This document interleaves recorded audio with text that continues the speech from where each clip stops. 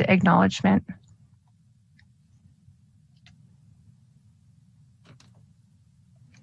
Good evening, everyone. We just want to recognize that the Dena'ina or Dena'ina people have lived, hunted, and gathered within the Cook Inlet region for thousands of years. And we want to thank them for their stewardship for the land, water, air, and all the life that sustains us within the traditional lands.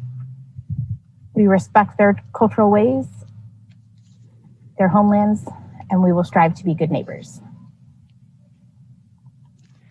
Liana, thank you.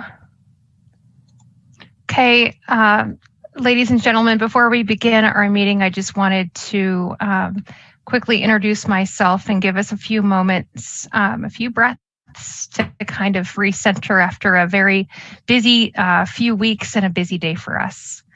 Wawaka huinga atka nasisak yupyunga. And I just wanted to have a moment of a few deep breaths, but number one, to recognize and value our Indigenous resilience and the strength of our ancestors who achieved much for us to be here today. So I would say just recenter, 3 deep breaths. A busy day.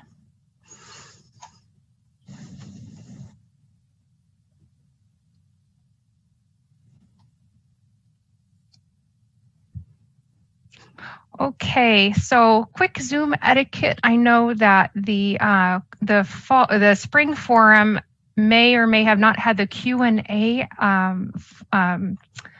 interactive webinar for Zoom. And so what that means is this: the NAC board members and the Title VI staff, as well as our guest presenter, Jennifer Romer, will be able to speak as panelists. Panelists, you should be able to see the Q&A interactions and the chat. However, we do have some limitations. The attendees who are present are not able to chat directly with us, but they can go ahead and input their questions within the Q&A chat box. The Q&A, the questions and answers button, will show questions that we can review. They may not be answered at the moment because part of our agenda does have a section for Q&A time.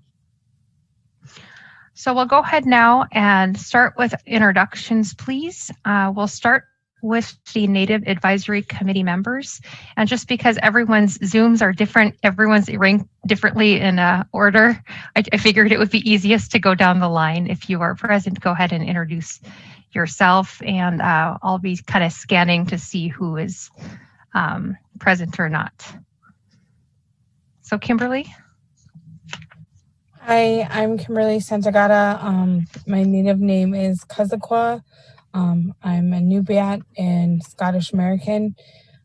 We have 4 girls, 3 of which attend Polaris K-12 school, 1st grade, 10th grade, and 8th grade.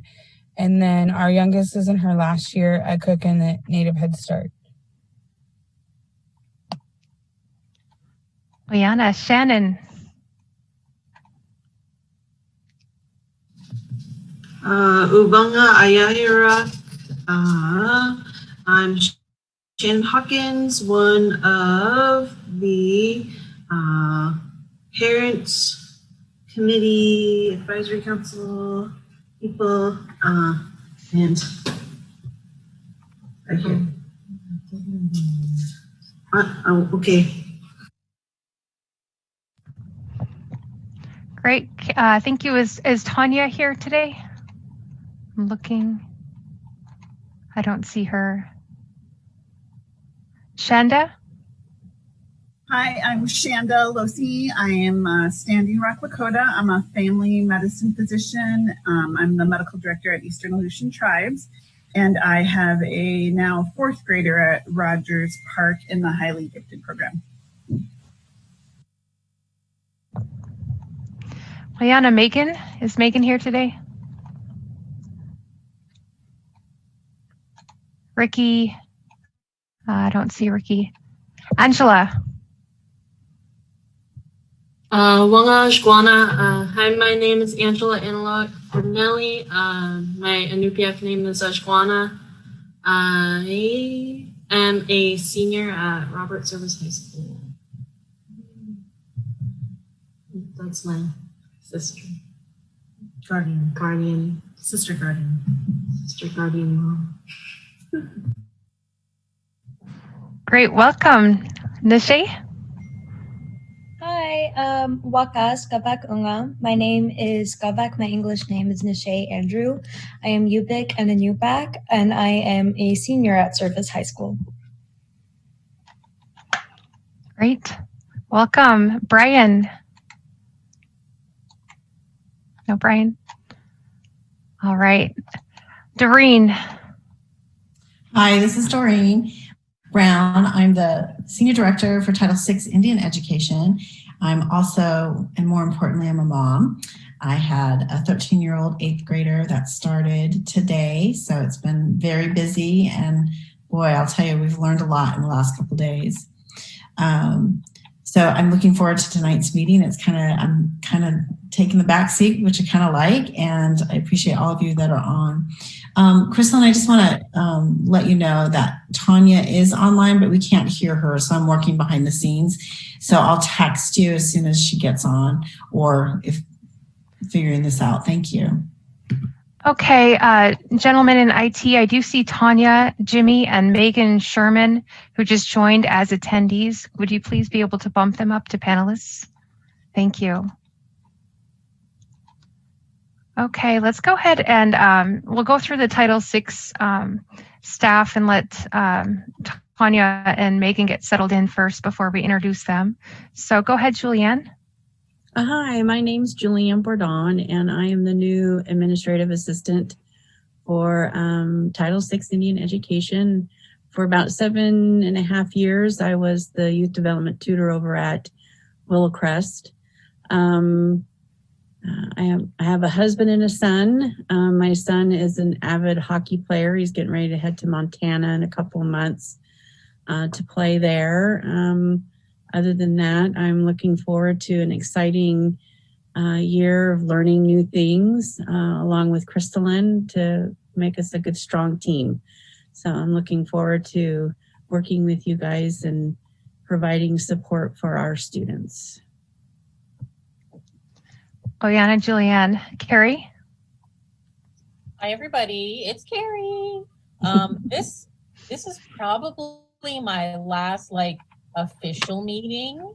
I'm just here to really support Julianne as she goes on her journey as the new AA. I actually moved over to migrant education, so Doreen is still my boss, but I'm actually the grant technician, and so I'm working with all the numbers. So I'll probably pop in once in a while just to see. I hope Thanks, so. Guys. Congratulations, Carrie. Thank you. All right, Cheryl. Hi, everybody. I'm Cheryl Sherman. I'm still the Cultural Enrichment Specialist. This year is going to look like a lot of online so that I can give parents certainty. I don't have 7 students in ASD anymore. Now I only have 6. I graduated one last year. And so I have, as of this evening, I have students at 4 schools. This morning I had students at 5 schools. So yay for me. Yeah, I look forward to all the great new things we're going to be able to do this year. Oyana, Cheryl. My name is Crystal Scott. I'm the new Indian Education Supervisor, but I knew Indian Education when it was Title VII and not Title VI. I started out my education adventure when it was about 13 years ago, and I taught secondary math for a number of years, both on the Kenai Peninsula and ASD. So I'm really happy to be here. Really feeling the like I miss the kids because I miss teaching. And I'm used to seeing those friendly faces and troubleshooting, but I'm really excited for this next adventure. I'm also a mom. My son, Uyakok, is in 3rd grade at Trinity Elementary. So a lot of what I steer and what I value is family oriented, and you'll hear that today. So thank you for having me here. And let's see if our guest panelist, I think Jennifer Romer was going to try to join us during her cue time at 6:40. Okay. All right, so this is where I will give it up to Chairwoman Kimberly. Did Tanya and Oh, I'm so sorry. Tanya and Megan did not introduce themselves yet. So thank you for going back. Yes. Tanya, where are you? I'm trying to find you. Hello. Hi. I don't know. My Wi-Fi is kind of like acting weird. Are you guys able to see me? Yeah. Okay. My legal given name is Tanya Jimmy. I'm from Nelson Island, Tuxtla Bay, and I have a newly junior high student at Windler this year, so today was pretty interesting. Anyways, I'm excited to be here, and we're so happy to have you. Congratulations on everyone on your new adventures in this in your lives, and it's good to see everybody. Guyana.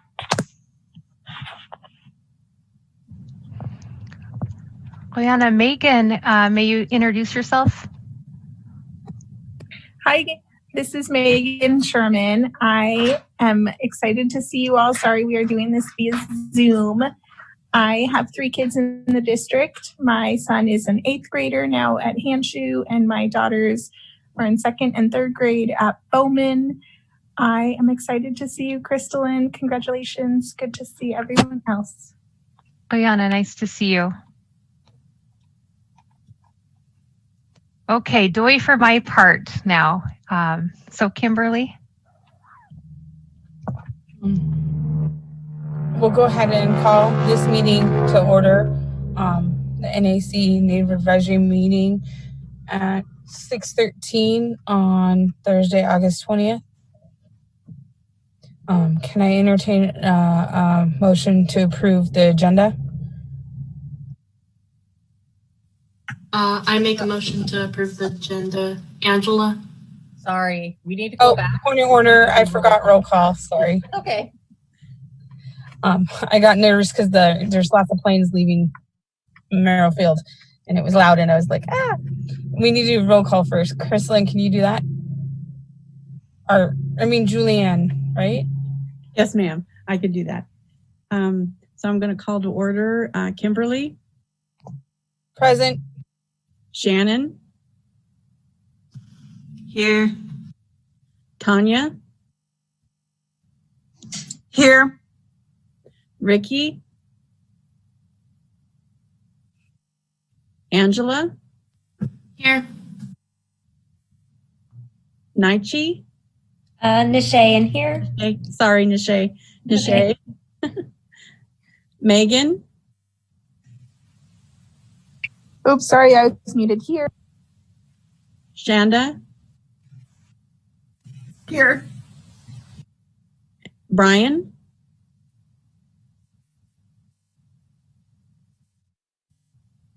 And I believe that's everybody. So, like I said, I'm new to this, so I'm assuming that we have a quorum. Is that correct? Carrie would know. Yes, there's a quorum. Okay. So now I call the meeting to order, correct?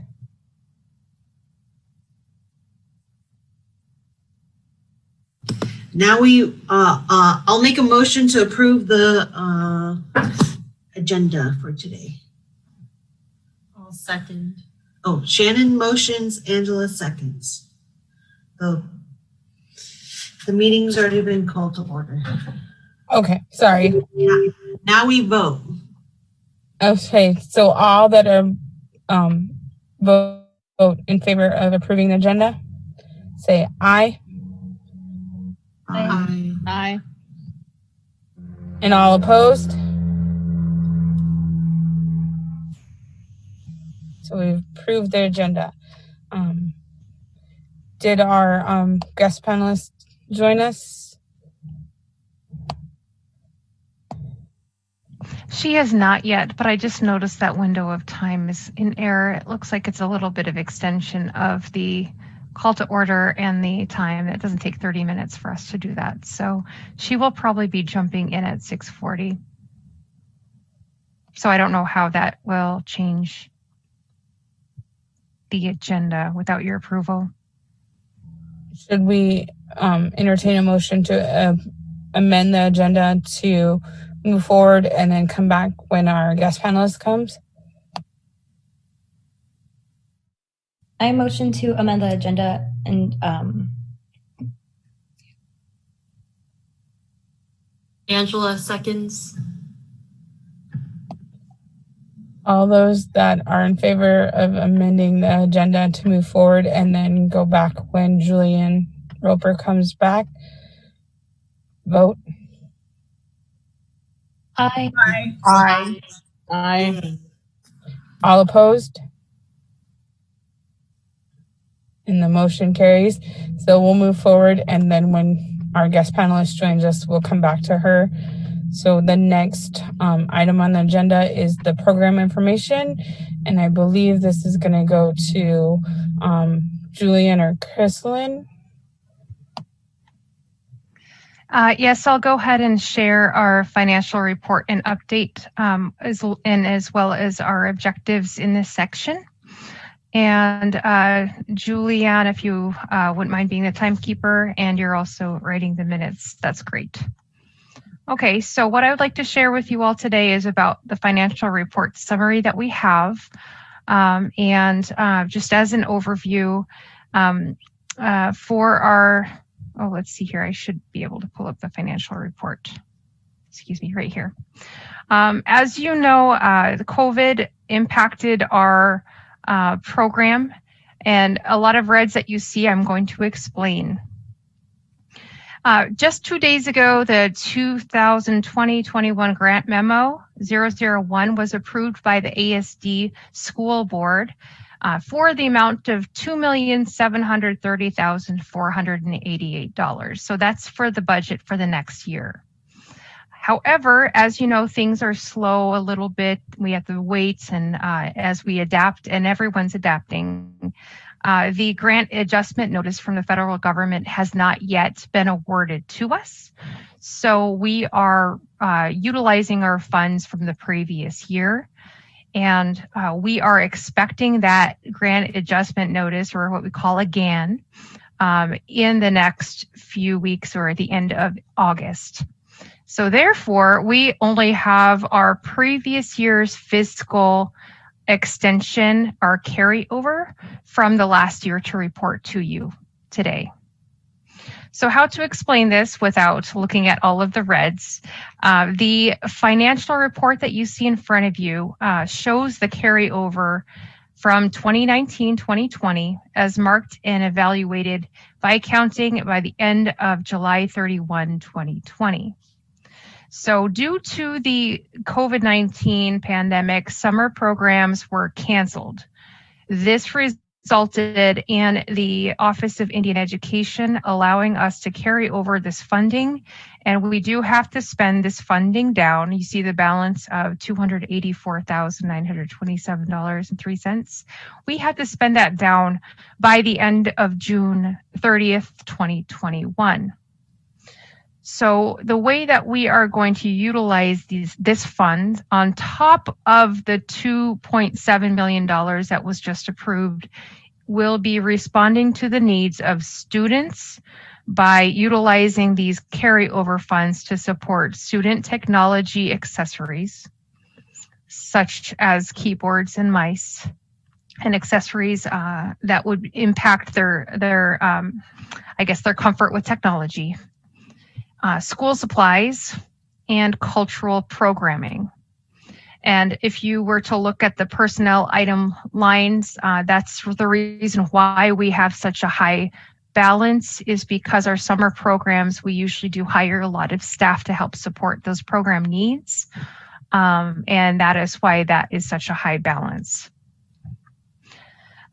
We also did hire some summer support at schools, or for schools over the summer. I think we had 10 of our tutors working and preparing cultural activities in Zooms and preparations for the fall. So we did try to utilize more staff for our programming in August. So the next time we meet, you'll see an updated balance reflecting the wages and the costs for our staff that we are very happy to employ in August.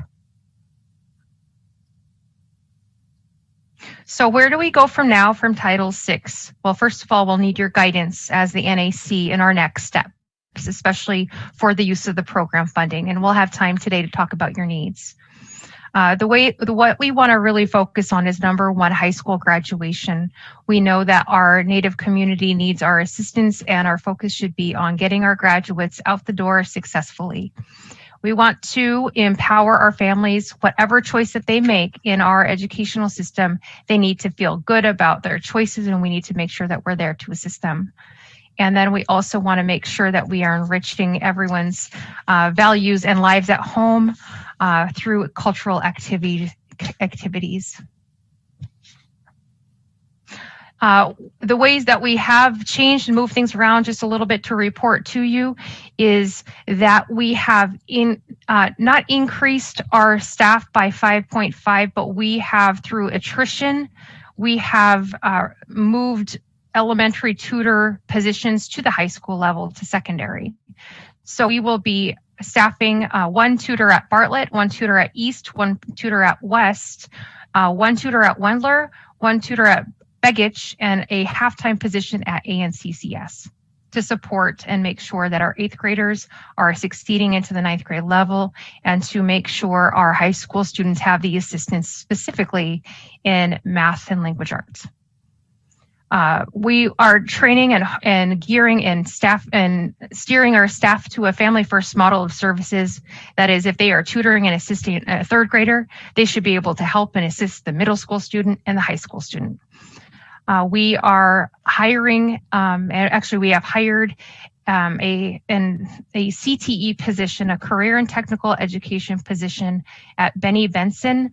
Title VI is funding half of that position, so it's a 0.5 FTE.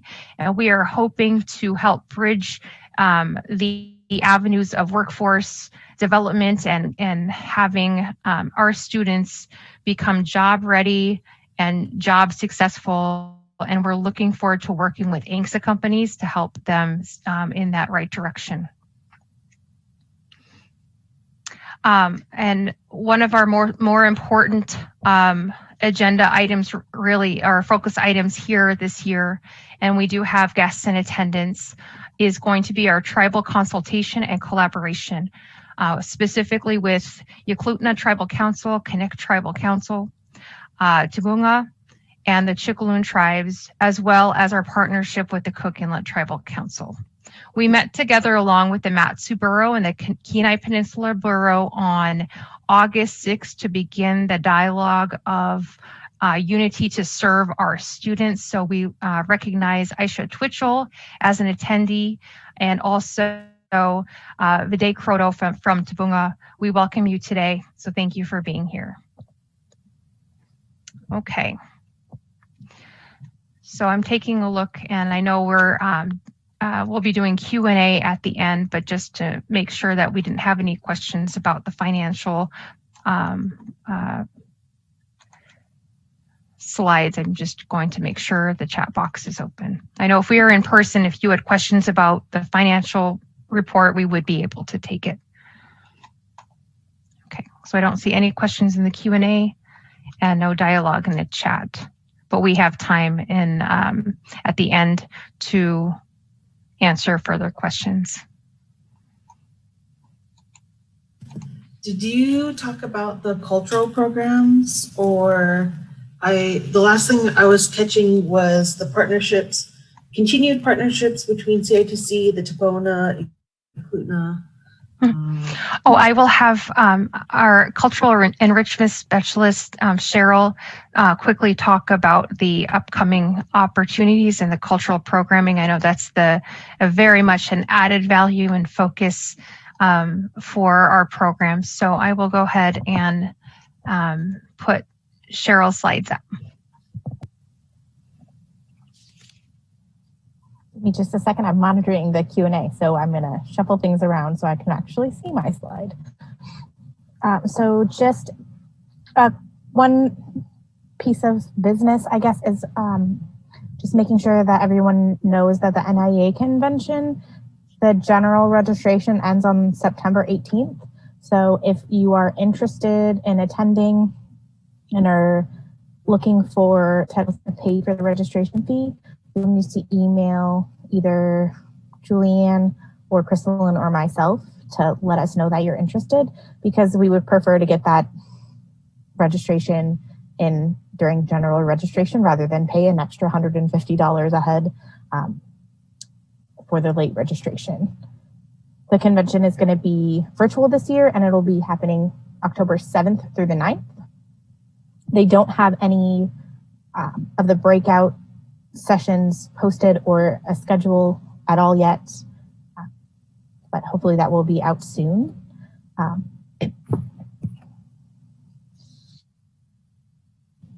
Sorry, I did not want to cough into the mic.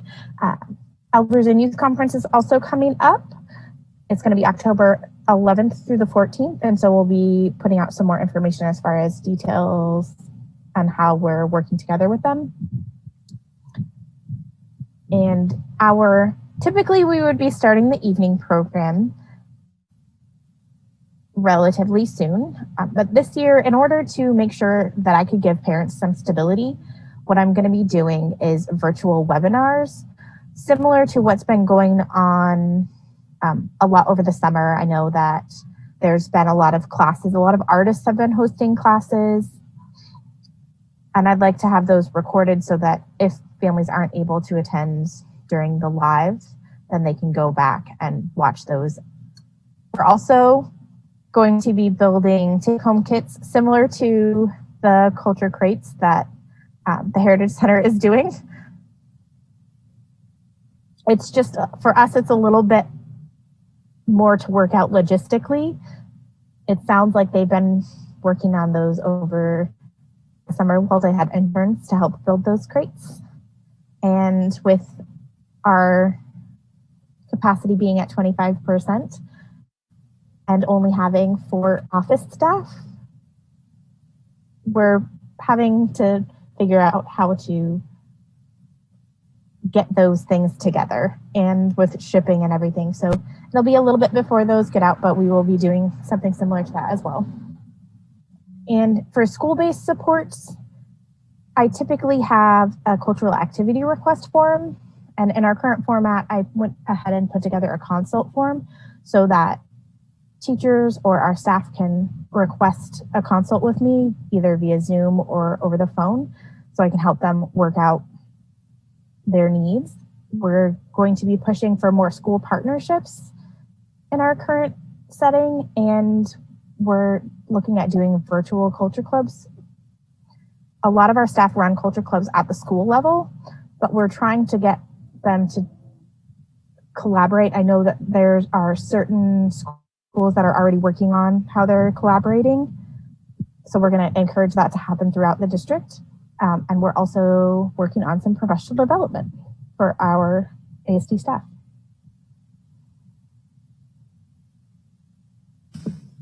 I'm wondering, with the consultant information, is that going to be put on Facebook for ASD families? That form in particular is for classroom teachers and our staff. Oh, okay. Not for parents. Yeah. But the other, like the webinars and that stuff, that'll all go out on our Facebook page, and they'll be able to participate through those as well.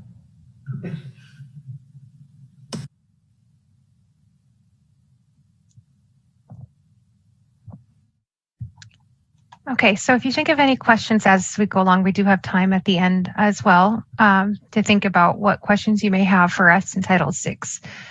We are, looking to the NAC for guidance, and especially now that you know that we do have wiggle room in designing a solid year of supports for our students.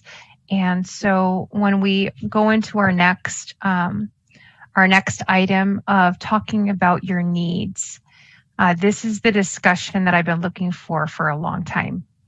And so, I'd like to ask, and it's every panelist is able to speak freely. I know that's a little bit difficult with Zooms, if there's crossover. And the classroom teacher in me wants to make you raise your hand, but it feels so different, I guess, culturally. So let's go then. Let me see here.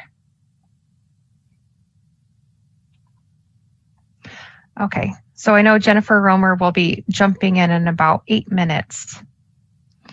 And a lot of the discussion that we may have today in the introduction of assessing your needs may roll over into, we need more time for that. So I know that's a big deal. Kristen? Yep. Aisha has raised her hand in the attendees. Okay. Oh, I see that.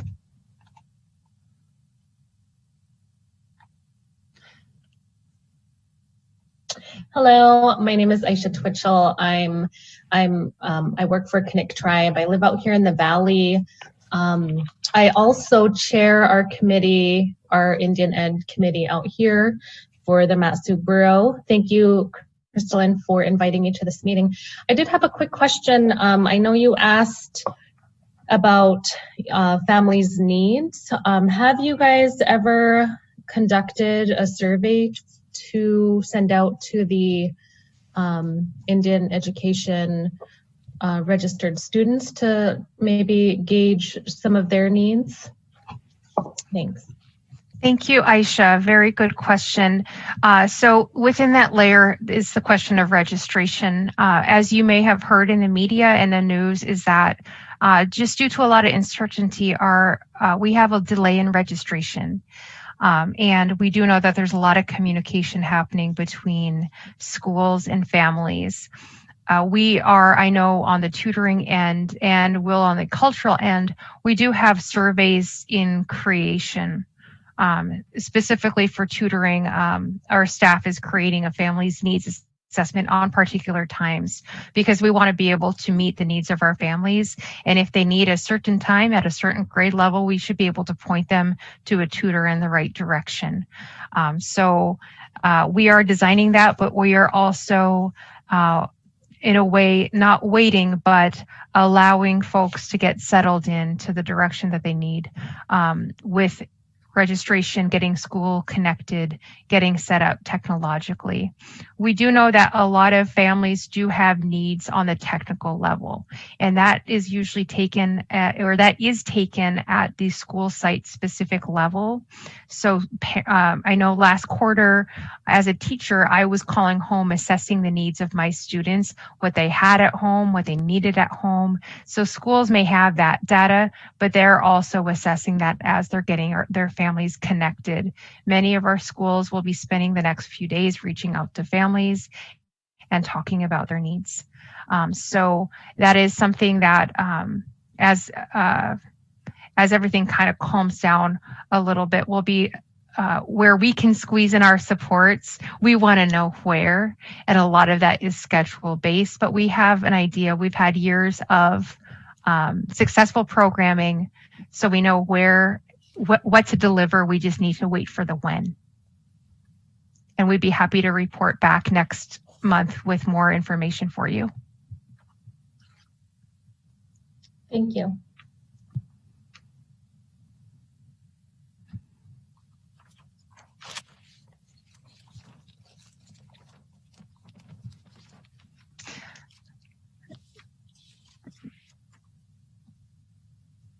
Would anybody like to share or bring up another possible need that maybe you were experiencing as an NAC parent or student?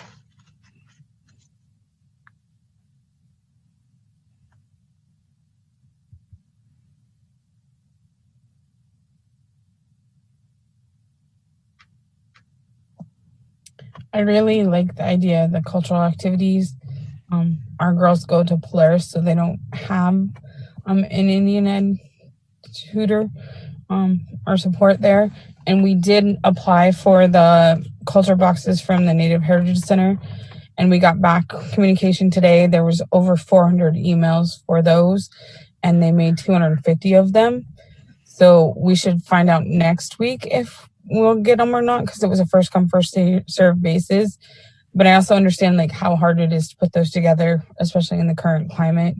But it would be nice to have maybe some like online activities or lessons that kids that aren't being served by a tutor in their home schools could do as a supplemental activity. Thank you. In response to that, I do have the same vision as well as us here in Title VI.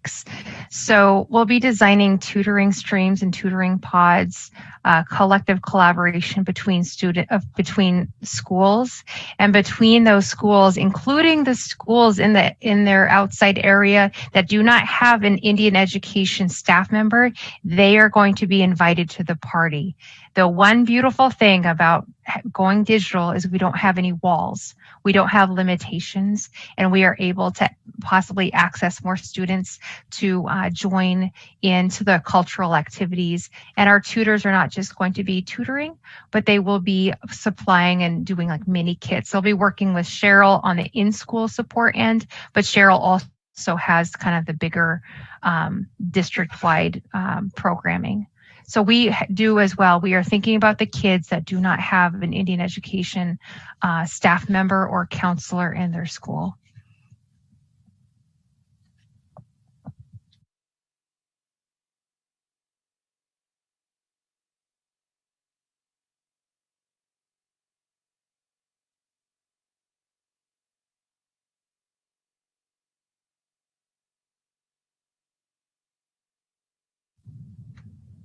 Okay, I'm also taking a look to see if Jen is nearly online. Not yet. Okay. And I see that Aisha had mentioned that CITC does have kits available.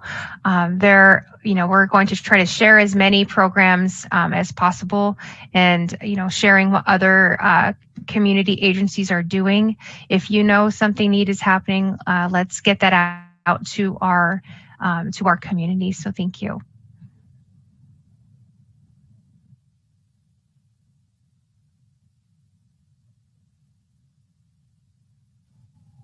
Crystal and Heidi raised her hand. Okay. Thank you. Hi. Are you able to unmute Heidi?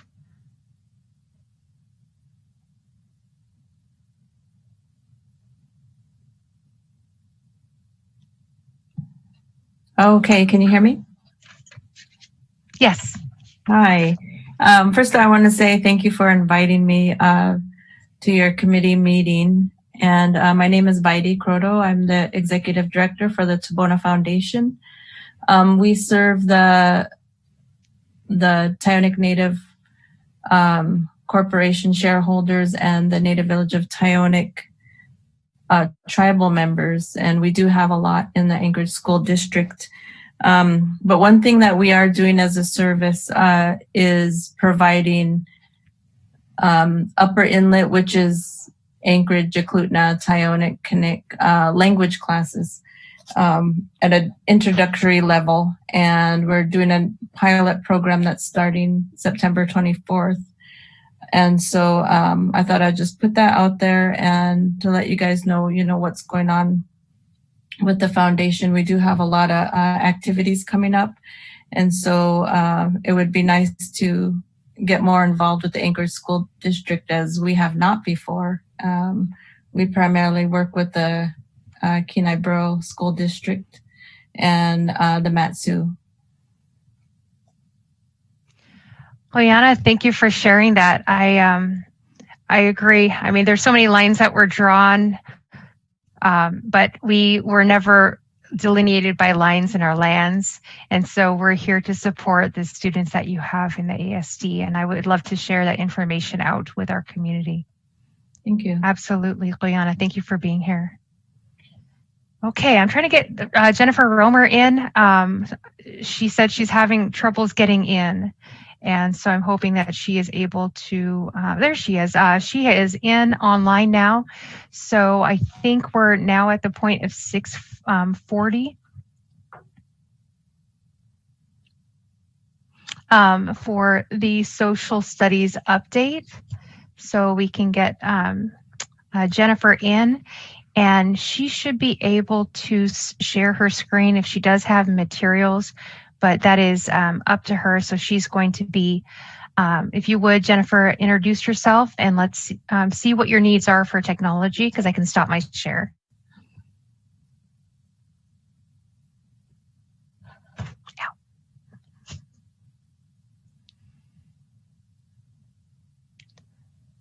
Hi, Crystalline, are you able to hear me? Yeah, I can hear you. Okay, wonderful.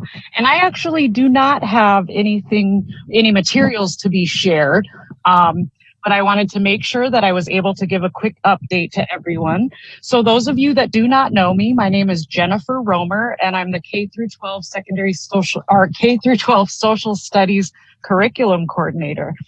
And one of the major projects that we've been working on is the Grade 3 Social Studies Revamp. And I wanted to just give an update because when we last met with NAC in May, we were on a pause due to the situation with the virus. And so now what we've done is we have resurveyed any teachers that were wanting to participate in the pilot, in addition to adding about 5 to 7 teachers from other schools to participate in the pilot. And they could not be more enthusiastic about still participating. We were a little bit concerned, given our online learning situation, that it might be a bit much for them, but they are very enthusiastic and eager to participate in the pilot. We do not have a set date. It will likely begin during the second quarter. And things are going very well with the printing of the student reader. And that will go out, I believe, in January. So everything is online. Do I have any questions from the committee?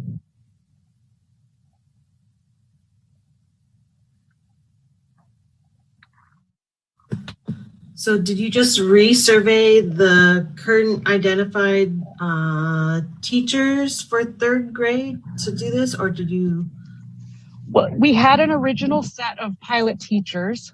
There were 10 of them, and all but one of them are still participating. And the reason being that the one is not participating for the continued pilot is because she moved to a different grade level. So I believe she'll be teaching 4th and 5th grade this year. But she was part of the teacher design team, so she very much wants to remain in the know of what's going on with the project. And then additionally, thanks to Doreen Brown, we were able to add, I think it's approximately 5 to 7 new teachers on top of the original 10. And so we have a more widespread representation of schools from all throughout the district. Oh, yeah. So they're very excited. And then the next step will be that EduCurious will take the project-based learning units, which are units 3 and 6, and they will put them into Canvas. And that will be a pretty quick turnaround for them because everything that they design in EduCurious has been run through Canvas. So we're going to be able to, as a district, have extra assistance from that consulting firm for moving our 3rd grade units into the Canvas system.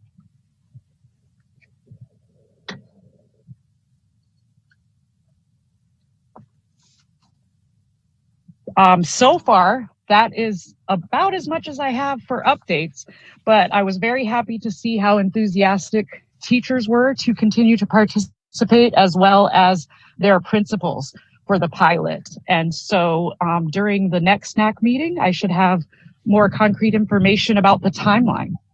Are there any other questions out there?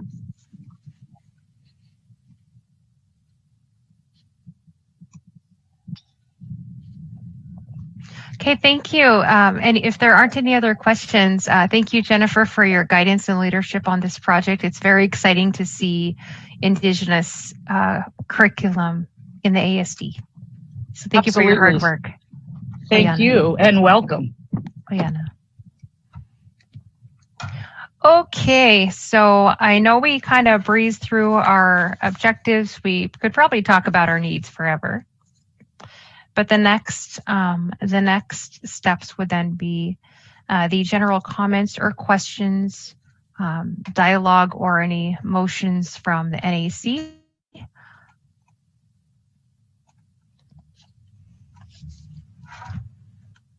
Did we want to address election and recruitment for new members for the open seats that we have, and like if we're going to keep the same offices as last year or redistribute the offices to people? I think that would be a wise conversation to have.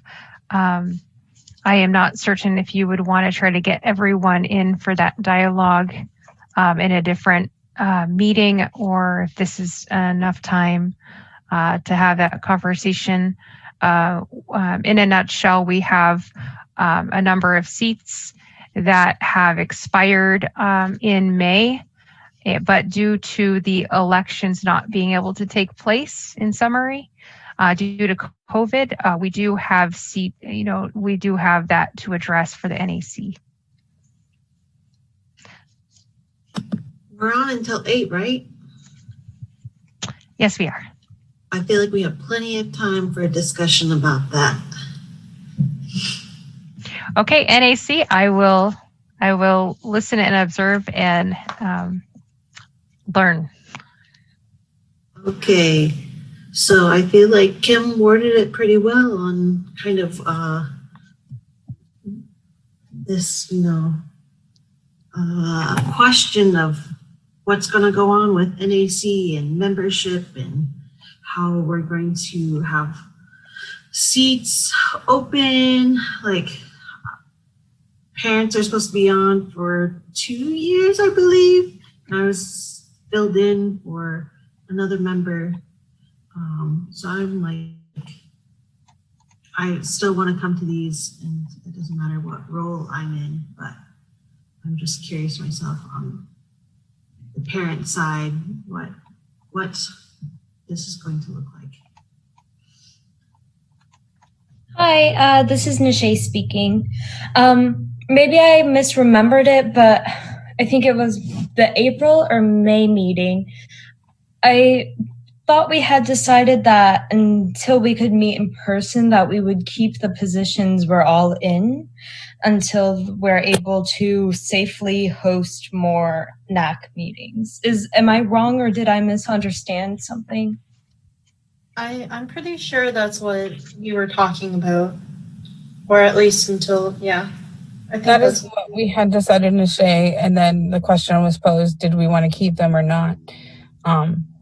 And I know for some of us, life's changed a lot this summer. Some of us didn't. So it didn't hurt to bring it up to see. And if that's what we'd like to continue doing, we can. We just wanted to put it out there because life is still different than it was in May, than it was in January. We just wanted to be respectful of everybody and the commitment they may or may not have to NAC and what their lives look like. Okay.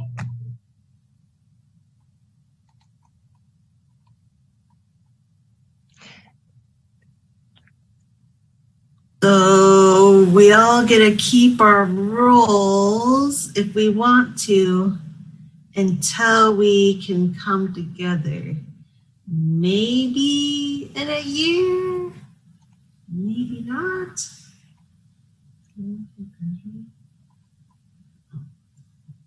This is Carrie. I just wanted to say that we might have to talk about this more. And one of the main reasons that we went to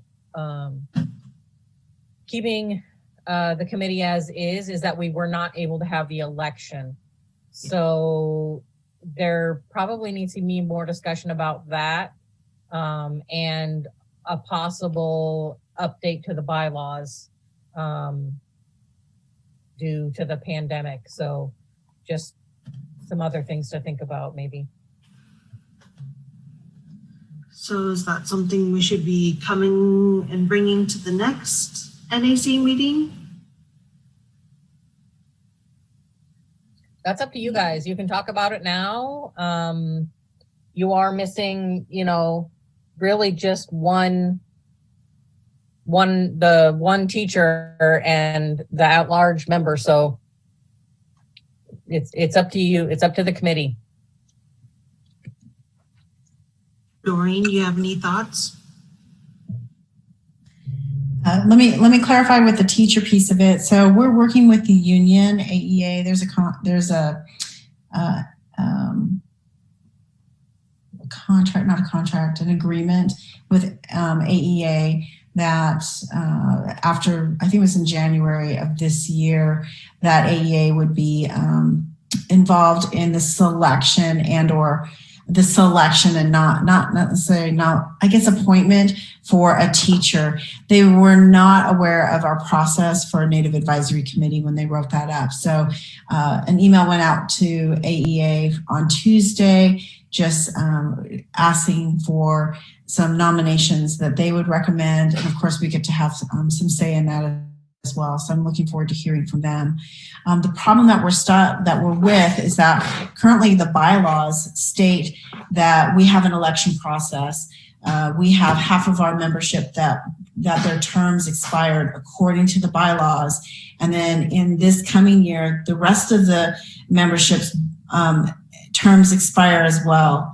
So we're kind of in this weird quandary, and we really should be following the bylaws. In my professional opinion, we need right now for an amendment to the bylaws that we would extend your all of your terms for 1 year. Now we probably need to think about that. Well, for high school students, certainly for 1 year, because I think everyone, Nishay and Shannon, you're a junior this year or senior? Angela, sorry. Just senior. Yeah, so that for 1 more year, right? Because usually your terms are just 1 year. So that would be my recommendation, is that you make an amendment, and I don't even know, an amendment to the bylaws stating we would do an election in the spring. And I think what we're going to have to do is, as a team, as a Title VI team, we're going to have to figure out how to do that with guidance from Title VI Indian education at the national level. I think it's just an amendment to the bylaws. So as a team for Title VI, we can address that at a later time for what we're going to do this coming spring when we're potentially at the same quandary. Meanwhile, we're out of compliance. We're out of compliance according to our bylaws, and I just want to make sure that that's rectified and that we have commitments from you guys as well, because I get it. It's asking for another year. So that's something that we wanted to have discussion of, for you guys to have time for discussion about. So is that clear? Sign me up. So Doreen, could we entertain a motion today and then table it for people to think about and bring it back next month, or is that too long? For like amendment? Would we have to have amendment drawn up and then present it and then pass it? Carrie, I'm gonna defer to you just for us to be thinking about how we want to do that. Yes. So I would suggest that you guys make a motion to amend the bylaws, and that if there was a subcommittee that you guys wanted to put together, to review and update the bylaws. Then between now and prior to the next meeting to have those all looked at, we'll have, the committee look at them and then as a whole, and then you could, at the September meeting, accept those new bylaws or amendment or whatever you want to call it. I mean, it's really, the bylaws are supposed to be reviewed every year, and sometimes it doesn't happen. But this time we have to have something in there. So I guess if we can add to the meeting minutes, topics, table discussion or tabled for the next meeting, amendments and review of the bylaws.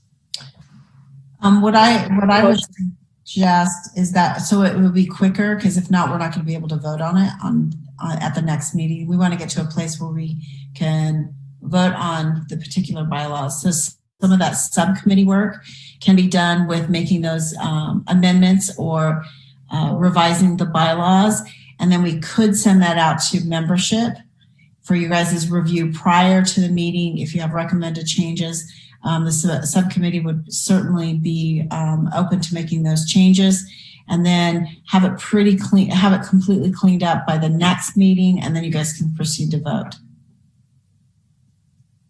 Hi, this is Tanya. I think that's a really good plan, and I didn't want to interject and so forth, but yeah, we definitely would have to work on the bylaws, because that's number one. And anyways, so I agree with Carrie and Doreen. And the last time we worked on the bylaws, I was a part of the subcommittee as well, so I'm willing to be a part of the subcommittee to start doing some work behind the scenes. Tanya. So would that be a motion to create a subcommittee to bring revised bylaws next month? I don't think it needs to be a motion, but we are looking for volunteers. And we probably would like to let Ricky have a chance to get on that, because I know bylaws are all his jam. Okay, I'll reach out to Ricky. Yeah, he was on there with me. We were both on the last subcommittee doing the bylaws. Okay, that sounds good. Is there anyone else? Sure. Sign me up, Shannon. Okay, thank you, Shannon. Okay, so Sean, that means everyone, once Tanya, Ricky, and Shannon, I kind of want to move on this pretty quickly so that we can be ready for you guys to look at it at a date prior to the next meeting, maybe a week or two prior to the next meeting. So I'd like to get some things going. And that means membership, we'd ask you to look at that and make any revisions, bringing that to our attention, or any changes that you want us to do or deletion prior to the meeting. So we're ready to look over it probably in a way that's almost like a final glance at the next meeting. So you guys can vote on it at that time. And are those on the website or in the Google Doc? Google Doc.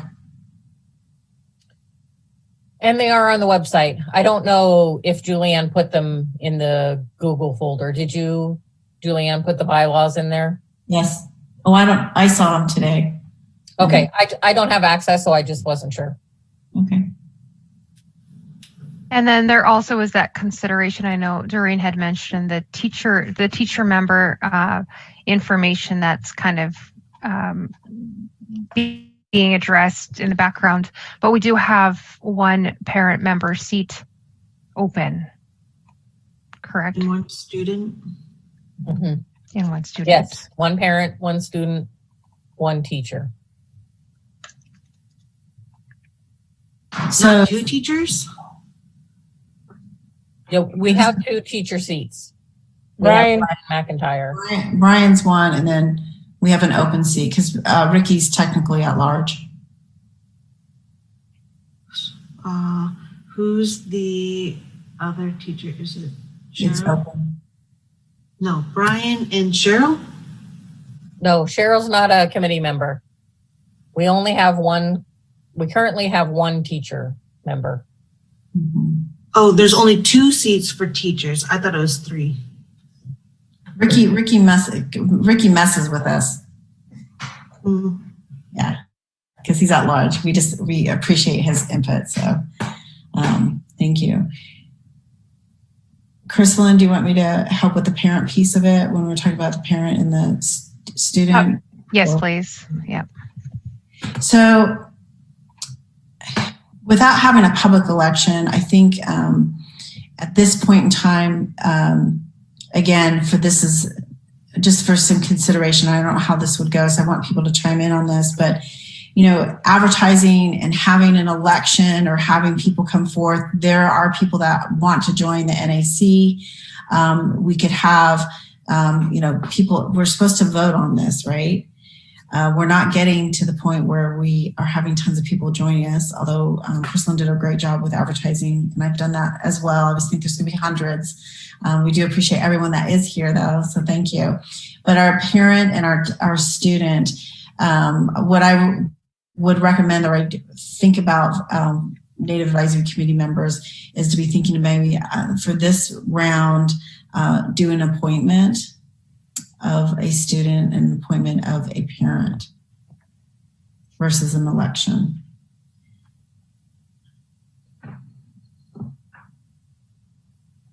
I can't hear you, Shannon. You're muted, Shannon.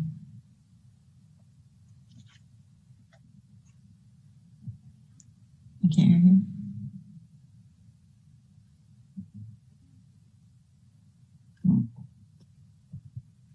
Somebody said try disconnecting your audio fully and then connecting it back, and that might fix your problem.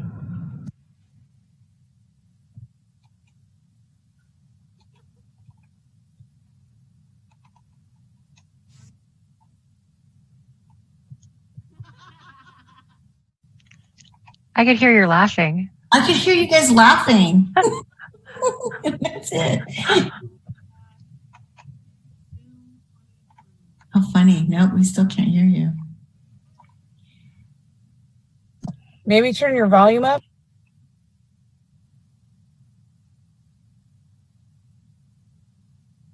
No, we can't hear.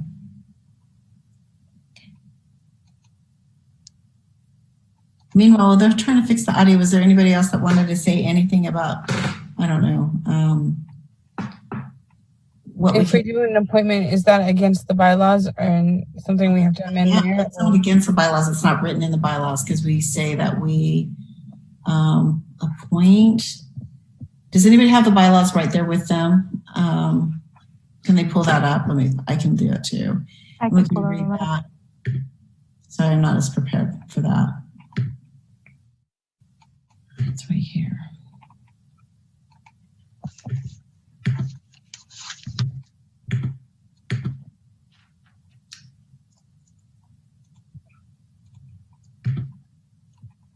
I've got it right here, so. Oh, maybe they jumped off and came back on. Yeah, they're in as attendees. Jack, can you please promote Angela and Shannon back to panelists?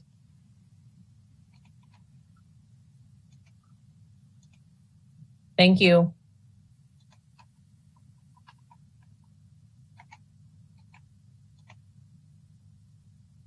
And while we're waiting to see if they get back in, there is a question in the Q&A. Does your committee receive a lot of applicants wanting to join yearly? And that question is from Aisha. It ebbs and flows, Aisha. We've had sometimes where it's been very robust, and then other years where it has not.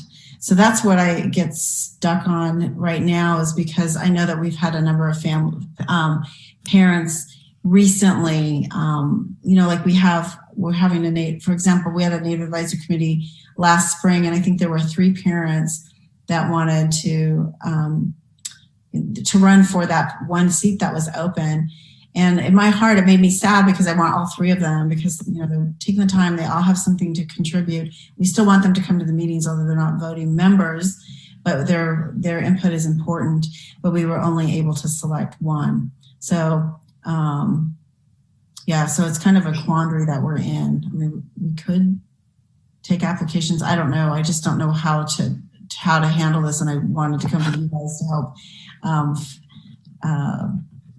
think about how we can address this, or how you can address this. So I'm looking at the bylaws, and I'm going to skip to this. It says selection of members. Number 1, applications will be solicited from persons interested in serving on the committee. In soliciting applications, the public will be notified of the vacancies, the application process and deadline, and the election date and place in a variety of ways, including but not limited to circulating information through newsletters and other forms of multimedia. Election procedures.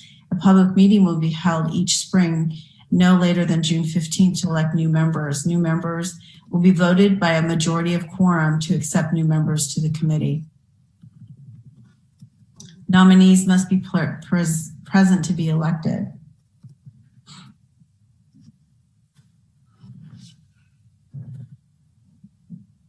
Can you guys hear us? Oh, hi Shannon. Hi Angela. Okay. Hi. yes, now we can hear you. Okay. I was like, oh, I think it's because we plugged our power cord in and it just messed up our audio. Okay, well, so much for the chat.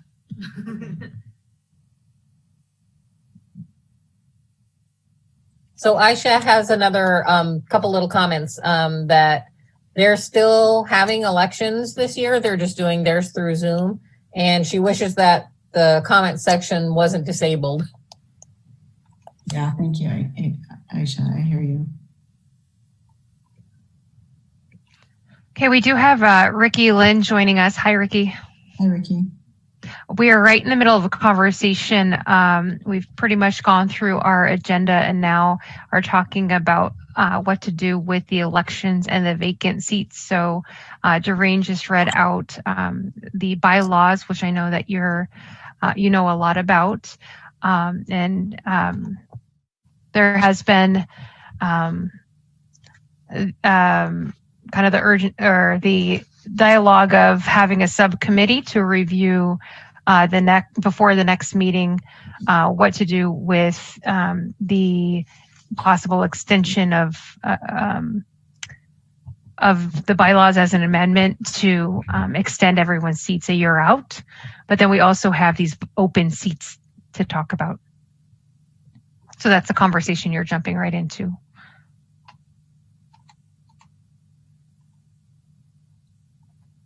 And Ricky, as a reminder, in the Google Docs, there the bylaws, and I just read section C. So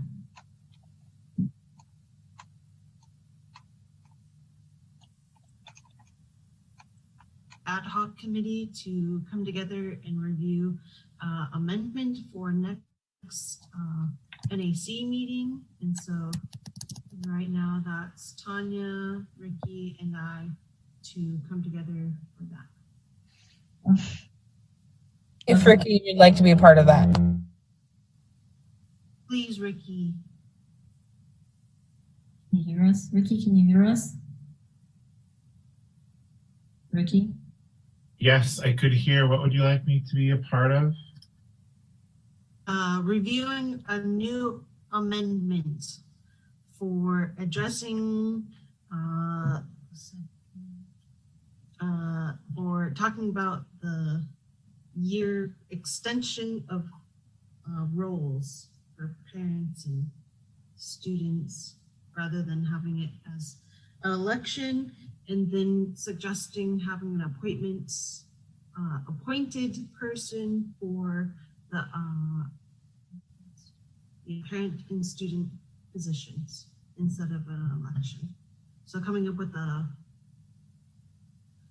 amendment for our bylaws. Do we need an amendment to the bylaws, or could we move that we extend our seat one more fiscal year so that we could train up our replacement? And to push our elections for October, because that's everyone else's fiscal year is October. I know that ours is different. Ours is July 1st, but I'm wondering if that could be a motion tonight. looking at Doreen and Carrie for That's guidance. that would be actually your guys' position. Yeah. Discussed amongst yourselves. If we amend the bylaws, it's in there permanently, but I'm wondering if we could make a motion tonight that we extend our role a fiscal year, but hold elections in October. So would that be October 21 instead of October 2020? It'd be cool if we had, because there's no meeting in October, but maybe Thursday, September 17th. I know that's coming up really soon.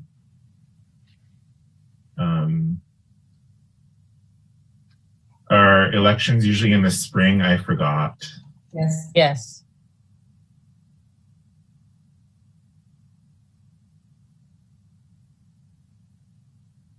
And one of the reasons why we have held off not having a meeting in October is because of Elders and Youth, AFN, and NIEA.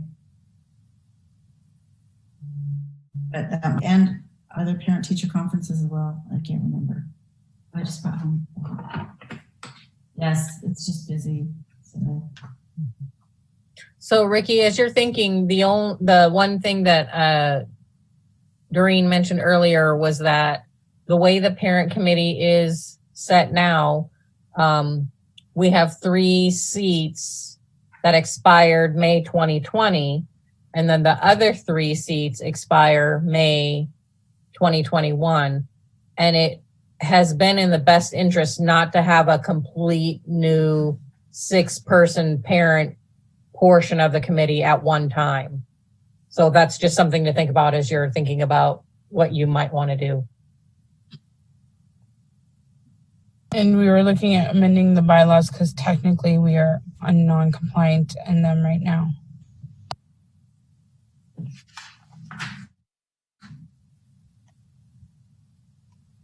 And one of the recommendations is that we would clean it up as a subcommittee, clean it up, send it out to the membership to look at it as if there's any other revisions that want to be made, clean it up again if needs to be. And then at our September meeting, that you guys would go ahead and be able to potentially vote on the acceptance of some revisions or amendments to the bylaws.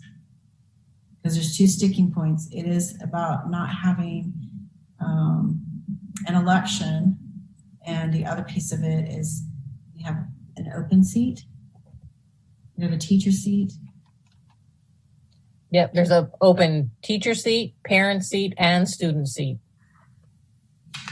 And there had been an issue with something AEA passed in January about the seat too. The teachers. Yeah, and I wouldn't consider it necessarily an issue. It's just they just want to be informed and want to have some say, I think, on their membership, on who they want to, I don't know, making sure that that opportunity first is cast out to the entire membership. Because as you can imagine, I don't know if I've ever advertised to all of AEA members saying that we had a seat open. We typically will want, there's all teachers work with Native students, but we tend to want teachers that are Alaska Native or American Indian themselves, and or they're in schools where there's a robust number, a higher percentage of Native students. That's what we tend to what we've done in the past. We've not done that opportunity to cast out to entire AEA membership. So I appreciate that. So I think that's what they're going to be doing. And or, I don't know. So they'll make some suggestions and then we'll bring it. It will, of course, come before this body. And we'll bring our own recommendations as well. So it's just collaboration and conversation between the 2 entities, or 3.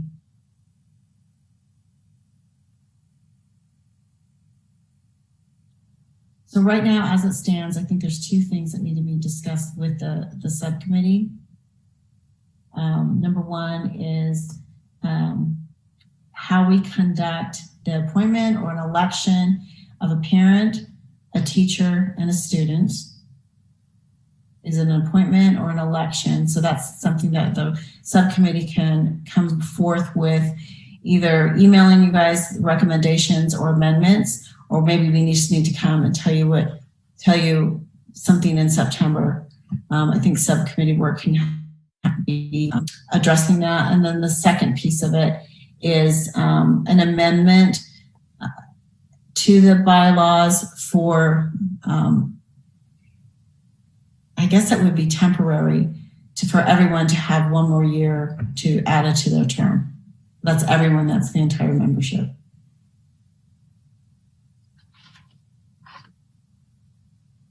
Or how we, anyway, that's the recommendation that I've heard so far, unless somebody has something else.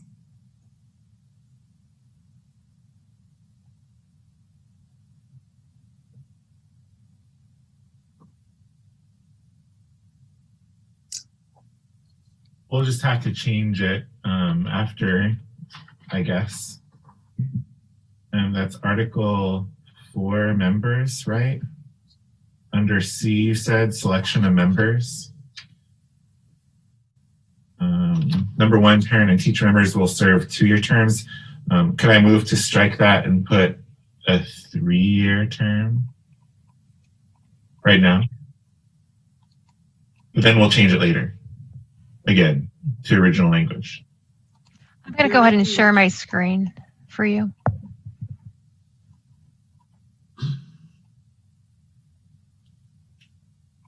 Ricky, you're officially making a motion? Yes, I move that we amend C. 1, parent and teacher members will serve 2-year terms, strike 2, and insert 3. I second that motion. Shannon.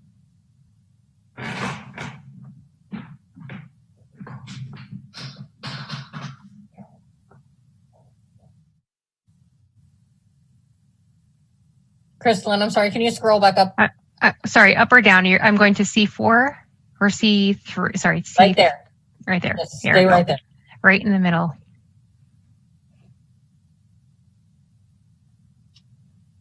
So it will read, parent and teacher members will serve 3-year terms instead of 2, and then that'll put us back into compliance for this fiscal year, right? Yep, right. As we sit now, we'd be back into compliance. Mm-hmm. So you just really need to follow through with elections in the spring. But then really recruit this fall so we could train them up. Yeah. So Kimberly, they made a motion and seconded it. I didn't hear the second. I was going to ask if anybody seconded it. Yeah, Is there any discussion? So I think Shannon seconded it, right? And then now is a good time for discussion for or against that. Do we vote? So we'll call the vote. We could vote, yeah. All those in favor of this motion to strike 2 and implement 3-year terms for parents and teacher members, please vote. Aye. Aye. Aye. Aye. All those opposed? And that motion to amend the bylaws there passes.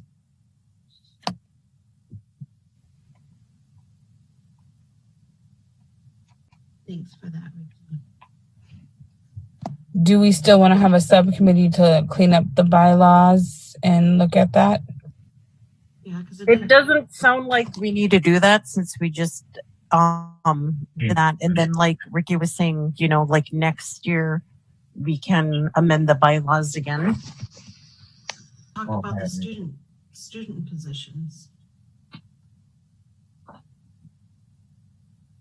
Yeah, that does get us in compliance with the bylaws change, but you still have the open parent, student, and then the teacher seat as well. So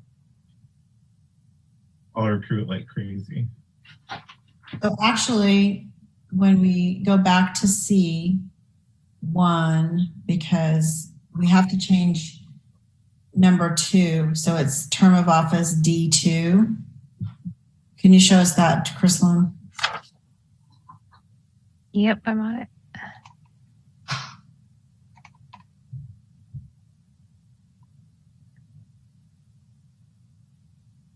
Can you see the screen? It says term of office to D2. Student members will serve 1-year terms. If you change that, would be good.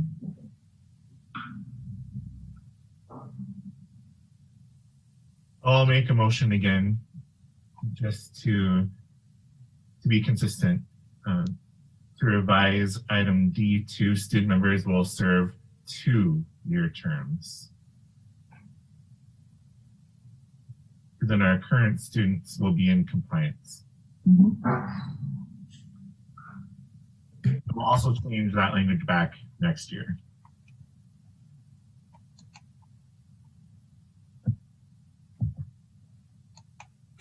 I second that. So it has been motion. It's been motioned to change 2D2. Student members will serve 2-year terms is the new line there. Is there any discussion on this matter?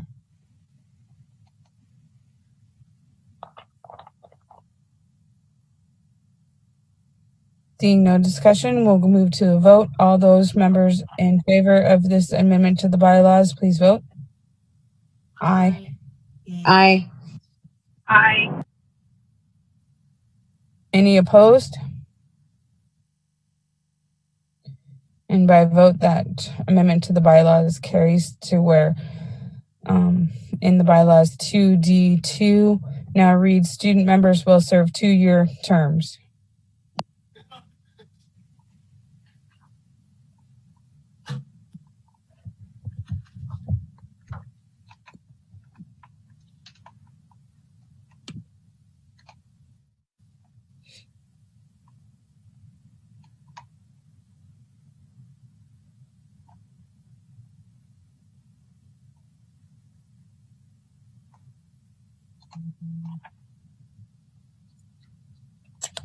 It looks like Shannon's having trouble again. They were trying to say something. We're good. Were we on number 4 for the agenda yet? Or are we still on 3 for needs? We're at number 4 where we're doing comments and questions. Okay. And we didn't, we had a short time for needs. So we could go back to that. Well, before you guys go too much farther, you still have to address what you want to do with the current open seats. Because if you open an election for these open seats right now, you might as well, in my opinion, just go through with the whole election of the 3 terms that ended in May. But it sounds like the committee would like to keep everything as is, but then we need to just address the current open seats. So do we need a motion to appoint the people to the open seats instead of an election? I think we have to come up with an amendment for that for next meeting in September between Ricky, Tanya, and I, and then pass that and find appointees, right? Hey, I'm sorry to interrupt, but technologically right now we may have some issues with our connectivity in YouTube. I just got a message from our IT director that we may have technical problems. YouTube computers are about to reboot, and right now we are streaming live on YouTube for community access. Is there, should we call for a recess while they reboot? I think that's a good idea to call for a recess. How would we do that? How long do we have a recess for? They need 5 minutes. Okay, so come back at 7:30? Mr. Johnson, does that sound like a reasonable time for 7:30? That does, and we can let you know when we're ready to stream again. Thank you. Ready, break? You? Yeah, we can just break. Okay, thank you.